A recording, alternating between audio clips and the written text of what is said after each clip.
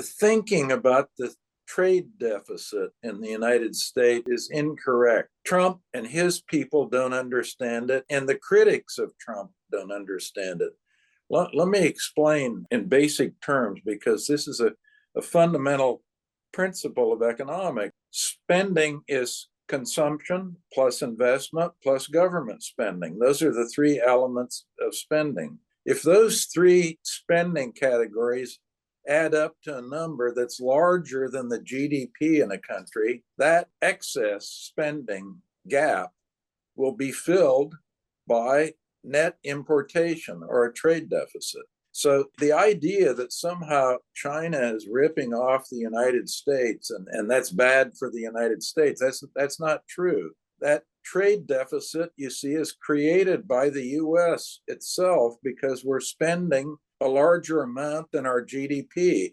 And the only way to fill a gap that's created by that spending level that's greater than GDP is by a trade deficit, by importation of goods and services. That is the trade deficit. It is created in the USA. It has nothing to do with China. China is the main one filling the trade deficit gap, which is a good deal because it's very easy for the US to finance this. And one way we finance it, by the way, the Chinese central bank has a lot of US Treasury bonds. That's one way that we finance it, because the US government runs a deficit and they sell those bonds to foreigners as well as Americans, but they sell a lot of them to foreigners, including many to China. I think China now has the second most, with Japan having the most. So the trade deficit is financed in part by Japanese and Chinese. So we've had this trade deficit since 1974,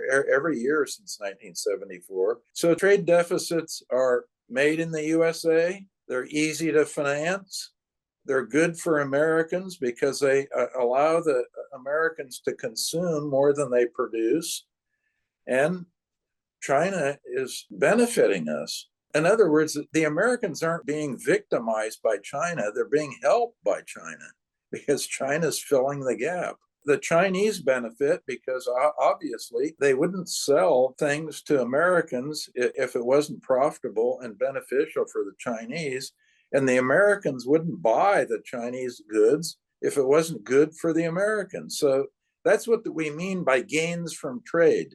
A seller and a buyer both have to gain, otherwise you don't have any trade. Why do some Americans support Trump with his tariff argument and tariff threats and so forth?